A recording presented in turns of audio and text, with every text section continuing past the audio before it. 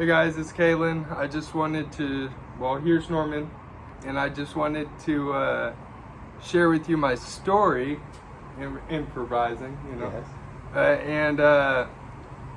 So I felt inspired to share with him authentically my story, and then I was like, hey, might as well make a YouTube video out of this. So here we go. First off, we'll start from when I was 3. When I was born, I had an abnormal brain. I think I was told 2/3 of my brain cells were abnormal. And so the fact that they're abnormal, my parents were gonna they're actually gonna do brain surgery. And because of the brain surgery, they were like, okay, we're gonna see what we're gonna do about this kid. We're gonna take him to a church, get him prayed for. So they took me to a church to get prayed for, and they had me go take MRIs before, right after I was prayed for. Or it was either they did the MRIs after I was prayed for, and they're already doing MRIs to begin with. But this time, before the surgery, they were like, okay, we're gonna see we're gonna touch up, make sure we know what we gotta do, and all that. And they actually called my mom and was like, hey, here, we got the MRI results, this is what we're gonna do. Wait, hey, can we call you back in a few minutes? So they're like, my parents like, okay. And so they call back in a few minutes, and my brain was completely normal. And they actually had the MRIs to do that. And then fast forward, and I was 3 years old. I could barely crawl with one arm, and I couldn't really even talk. Sounds like the power of prayer. Yeah. And so so I was able to walk, talk, sing my ABCs within a short amount of time, and I started learning rapidly. And so fast forward, I hit about 9th grade, and I start really questioning, like that's when my cigarette addiction started. I was hanging around the wrong people, and I was influenced by them, obviously, and the influence caused me to go down a certain pathway in life. And I actually went to school in 10th grade at a private Christian school. And speaking of that, there was a specific verse they'd always read to me in a certain class. It was in the beginning, in the beginning was Word, and Word was God, and Word was with God. And that always stuck out to me. And now I understand. Like, it was part of my story, and I still remember it, and it holds great impact to me. And I got kicked out of that school because they thought I made a bomb threat. So I've been misunderstood my whole life. Whoa. Completely misunderstood my whole life. Yeah. Like misunderstood by my family, misunderstood by my friends. Even my friends, they'd be like, "You're weird, but I like you." And like I just like, I saw the beauty in things, and it just, Anyways, So you're not a conformist. No, I'm not a conformist. And people who are not conformists, who don't walk that line, they're often thought of as weird. But actually, they're an individual that can give knowledge and that may not be available to these people. So it's good that they said you're weird, but I like you, so they continue the relationship. Yeah. That kind of reminds me of like the idea that some people are more in tune with their intuition. And I remember there in 8th grade, there was a girl. She told me this story a couple months back. I forgot about it. She said, "Do you remember that time when I was drawing a heart, and you looked directly at me and said, people only draw hearts if they're in love with someone," because I knew that she was drawing that heart and she liked me. Yeah. And she said she still remembers that. And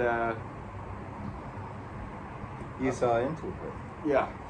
And actually, it's funny. I have a song I wrote in in like 6th grade that's on YouTube about Christians and like Jesus.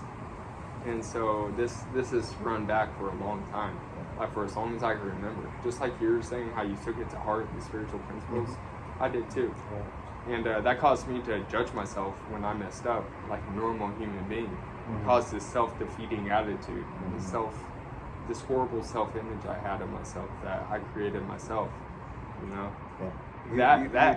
you judged yourself harshly. Yeah, very harshly. And then I had the critic in the outside world, my dad, not just teaching me how to be a decent human being, right? But like with me already having that critic, and then me also having autism, and like the behavioral stuff that comes along with it, not knowing I had autism, which is huge.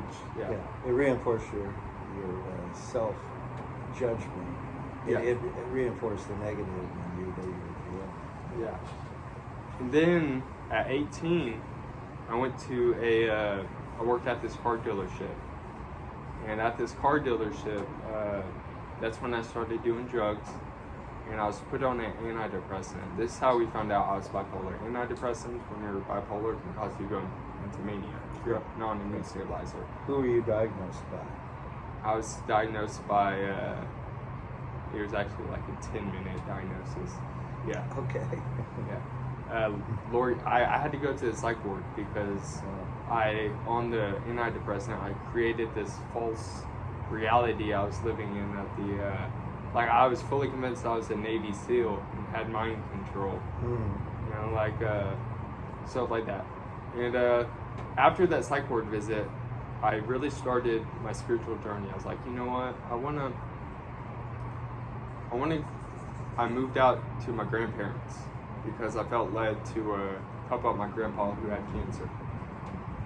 And while I was out there, I was working, doing drugs, all that great jazz, and I was just, I thought I was having fun, but I was miserable. At that point, I wanted to stop doing drugs, and I didn't know how to stop. And I didn't know about addiction. No one taught me about addiction, so that even fed the false image of me like being defective, even more and more and more. Yeah, and I actually remember I took cough medicine the day my grandpa died, or not the day, but his funeral.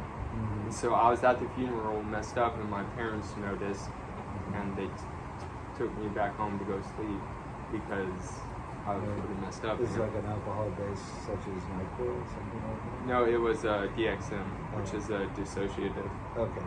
Yeah, and I had a bad problem with that for like a month.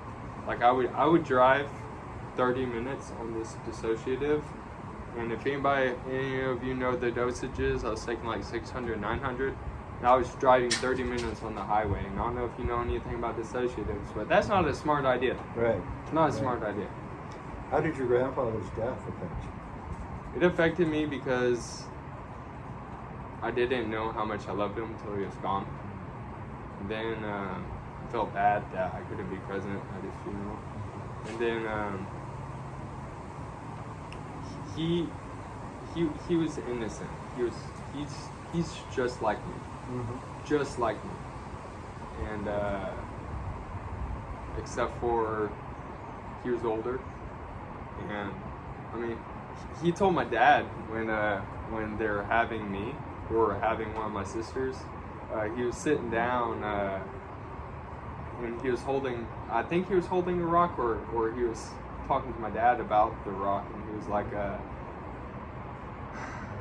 you know what we should do? We should invest in pet rocks. There's going to be a market for that. As serious as can be to my dad. So he was goofy, you know. There's also a mailman. He walked everywhere. Like everyone around town knew about him. He was just a really good guy. Right. And pet rocks actually did very well once it was invented. Yeah. He saw it. Yep. And yeah, he lived on. Yes. And so that was the start of my spiritual journey. I moved down there for that. And while I was there, because of that incident of me feeling like I was a Navy SEAL at the car dealership, I saw a woman at Taco Bell, and she was holding her hands like the guy was holding his hands. That made me think, okay, that's a power pose. And so I went to go talk to her. I was like, are you military police or something? She was like, yeah, actually I am. And so she went and sat down to me, and she's like, hey, do you want to come to my house on Friday? We're gonna just hang out. I was like, sure. And at that time I was praying to God, like, allow me to meet someone who will teach me further truth and like evolve my understanding. And me not knowing that, I was like, okay, I'm gonna go to this girl's house, and it's gonna be a Friday night, and it's gonna be a lot of fun. Right. Like worldly fun, right? Right. And I get there, and the second I open the door, it's the most uncomfortable feeling ever, because people are worshiping, like singing songs, like worshiping and all that, and like just having a good time that way, you know? Right. And I walk in, and that's when I started learning about the Sabbath, Fridays, or from Friday sundown, Saturday sundown. That's when I started learning about the feast days, Jewish feast days. And basically I became Messianic Judaism, like that realm at that time. And when my grandpa died, I was like, okay, I'm gonna move out because there's no need to care for anyone anymore. And which, looking back, I probably could have helped out my grandma, but I was inconsiderate, you know? Yeah, and so I was gonna move out to a coworker's house, and I knew that was a bad idea because they're doing drugs. Right. And while I was at their house, the other people's house, for one of the Sabbaths, they met up with some people that they met over Facebook. And they came and they celebrated with us. And they felt like I should move in with them. They met me once. They felt led to have me move in with them. So I moved in with them because there's a better alternative. And I just realized that was a different life path I took. One life path, those people are one's on the run for stealing from that company. And one got in serious trouble for stealing from that company. So I went and moved in with him. That's when I learned about the Talmud, all the just Judaism. And so I learned about Judaism through them. And then I got a DUI. And so I moved back home to my parents. And I actually got sober for like 4 months. But I didn't know addiction was like, you know, if you use again, you're gonna go right back where you went. Right. So eventually I met a girl, and there's a lot of parallels between like that instance of time and this instant of time. Like same way I met, I started like really understanding the Torah, like understanding like different aspects of spirituality at that time, and stayed sober, and met that girl. That's happening here too. Like I'm reaching a new level of spirituality. I'm sober, and I met a girl. One was unhealthy, codependent. One's healthy, and so I was really close to who I was as a person at that time, but without understanding. Now I'm here and I have understanding. Did you make a choice between the two girls? What do you no? Well, you're saying one was on a higher path, the other one was dependent on drugs, I'm assuming. Yeah. And it's like what you said earlier. The people you surround yourself should be positive and help you further in your journey. So the people that you were hanging around with that got you into tobacco, that was a negative crowd. Yeah. But the people that got you into Judaism, that was a positive crowd, and that took you to a higher level. So it's just different life paths, like different crowds. Now, do you think that like once you start getting to a certain level of understanding, you draw the right people into you? I think so too. I think that's why it's working out this time. You know? Yeah. And that's a mistake a lot of people make. They go back to the negative people, or they draw more negative people, and then they relapse back. They're not going forward with the positive energy a positive thing. Yeah. And you're, by your own definition, you're a walking prayer. Yeah. Yeah. Oh, yeah. Interesting. And you're continuing that journey to a higher power, to a higher belief system. Yeah. And that serves you well. Yep. Thank you. And